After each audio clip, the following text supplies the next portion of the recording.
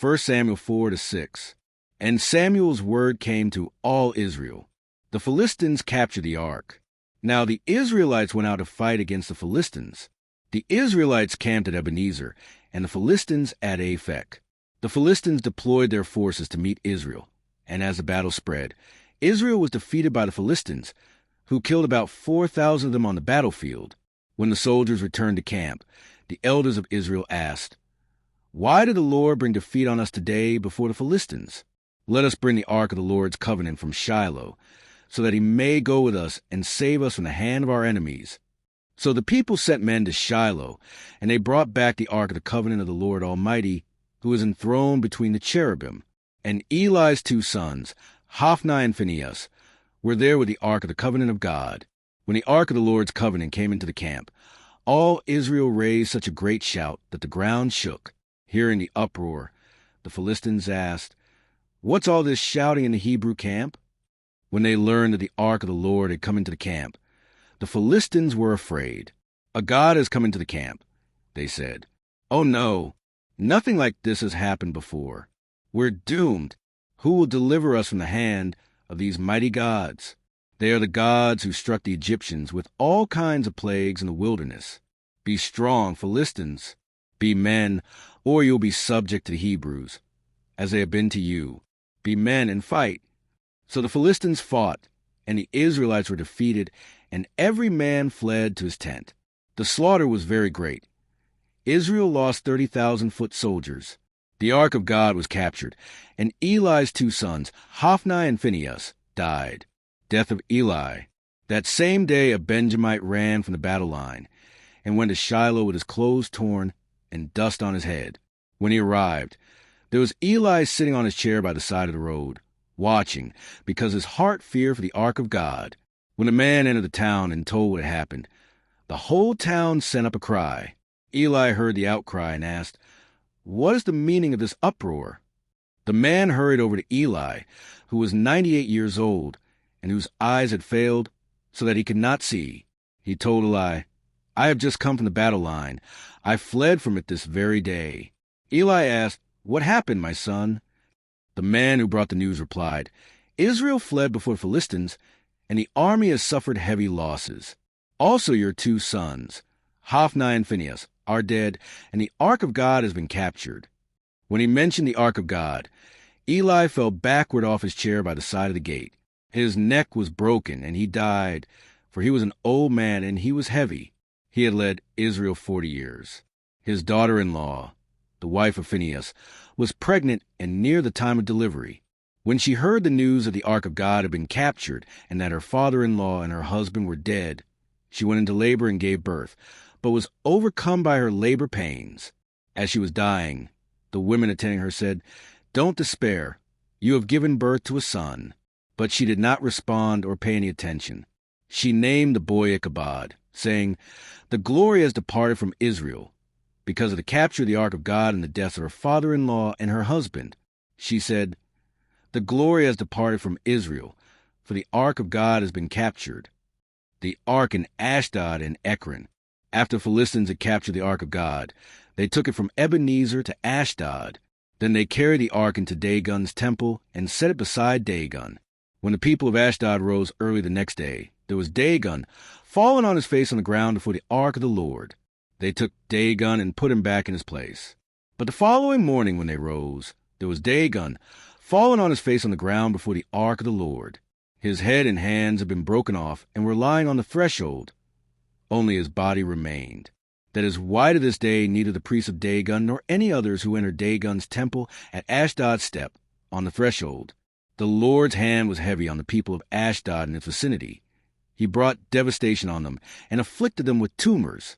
When the people of Ashdod saw what was happening, they said, "The ark of the God of Israel must not stay here with us, because his hand is heavy on us and on Dagon our God." So they called together all the rulers of the Philistines and asked them, "What shall we do with the ark of the God of Israel?" They answered, "Have the ark of the God of Israel moved to Gath?" So they moved the ark of the God of Israel. But after they had moved it, the Lord's hand was against that city, throwing it into a great panic. He afflicted the people of the city, both young and old, with an outbreak of tumors. So they sent the ark of God to Ekron. As the ark of God was entering Ekron, the people of Ekron cried out, "They have brought the ark of the God of Israel around to us to kill us and our people."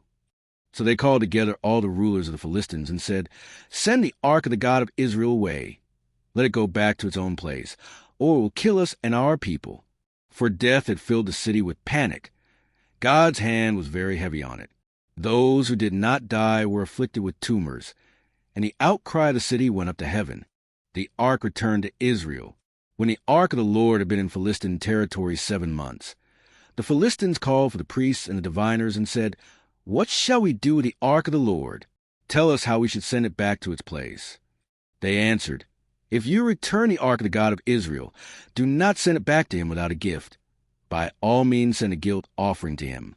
Then you will be healed, and you will know why his hand has not been lifted from you." The Philistines asked, "What guilt offering should we send to him?" They replied, 5 gold tumors and 5 gold rats, according to the number of the Philistine rulers, because the same plague has struck both you and your rulers. Make models of the tumors and of the rats that are destroying the country, and give glory to Israel's God. Perhaps he will lift his hand from you and your gods and your land. Why do you harden your hearts as the Egyptians and Pharaoh did?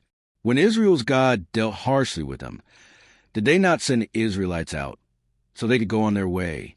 Now then, get a new cart ready, with 2 cows that have calved and have never been yoked. Hitch the cows to the cart, but take their calves away and pen them up. Take the ark of the Lord and put it on the cart, and in a chest beside it put the gold objects you are sending back to him as a guilt offering. Send it on its way, but keep watching it. If it goes up to its own territory, toward Beth Shemesh, then the Lord has brought this great disaster on us. But if it does not, then we will know that it was not his hand that struck us, but that it happened to us by chance. So they did this. They took 2 such cows and hitched them to the cart and penned up their calves. They placed the ark of the Lord on the cart, and along with it the chest containing the gold rats and the models of the tumors. Then the cows went straight up toward Beth Shemesh, keeping on the road and lowing all the way. They did not turn to the right or to the left. The rulers of the Philistines followed them as far as the border of Beth Shemesh.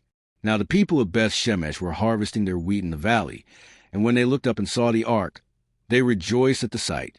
The cart came to the field of Joshua of Beth Shemesh, and there it stopped beside a large rock. The people chopped up the wood of the cart and sacrificed the cows as a burnt offering to the Lord. The Levites took down the ark of the Lord, together with the chest containing the gold objects, and placed them on the large rock. On that day the people of Beth Shemesh offered burnt offerings and made sacrifices to the Lord. The 5 rulers of the Philistines saw all this and then returned that same day to Ekron. These are the gold tumors the Philistines sent as a guilt offering to the Lord, 1 each for Ashdod, Gaza, Ashkelon, Gath, and Ekron.